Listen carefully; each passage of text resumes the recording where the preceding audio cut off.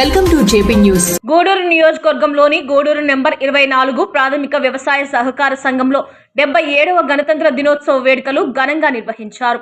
MLA doctor Pasam Sunil Kumar సూచనల మేరకు సహకార సంఘం చైర్పర్సన్ అల్లూరు కరుణాకర్ రెడ్డి ఆధ్వర్యంలో జాతీయ పతాకావిష్కరణ చేసి గౌరవ వందనం చేశారు.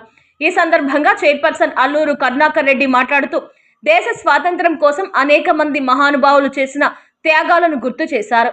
వారి త్యాగ ఫలితమే నేటి స్వేచ్ఛ భారతదేశమని పేర్కొన్నారు. మనం ప్రశాంతంగా జీవిస్తున్నామంటే సరిహద్దుల్లో దేశ రక్షణ కోసం సైనికులు చేస్తున్న నిరంతర సేవల వల్లనేనని అన్నారు. దేశ రక్షణలో ప్రాణత్యాగం చేసిన వీర సైనికులకు ఘన నివాళులర్పించారు. తాను స్వయంగా కాశ్మీర్ వెళ్లి అక్కడి పరిస్థితులను చూసిన అనుభవాన్ని పంచుకుంటూ ప్రతి పౌరునిలో దేశభక్తి భావన మరింత పెరగాలని పిలుపునిచ్చారు.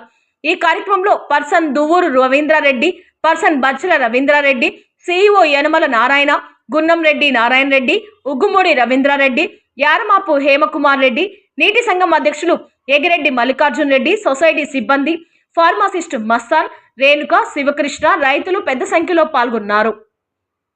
డైరెక్టర్ రవీంద్ర రెడ్డి గారికి, తెలుగుదేశం పార్టీ ప్లస్ గూడూరు వచ్చిన విధానానికి, విలేకరులకి, సిబ్బందికి, సొసైటీ సిబ్బందికి అందరికీ నా ధన్యవాదాలు. ఈరోజు గణతంత్ర దినోత్సవం మనం ఎంత స్వతంత్రంగా జరుపుకుంటున్నామంటే దీని ఫలితం వచ్చి ఆ వీర సైనికులు వాళ్ళు చేసే ఆ నిద్ర లేకుండా మనల్ని నిద్రపెట్టి వాళ్ళ నిద్ర లేకుండా చేసిన త్యాగఫలమైన రోజు ఇది.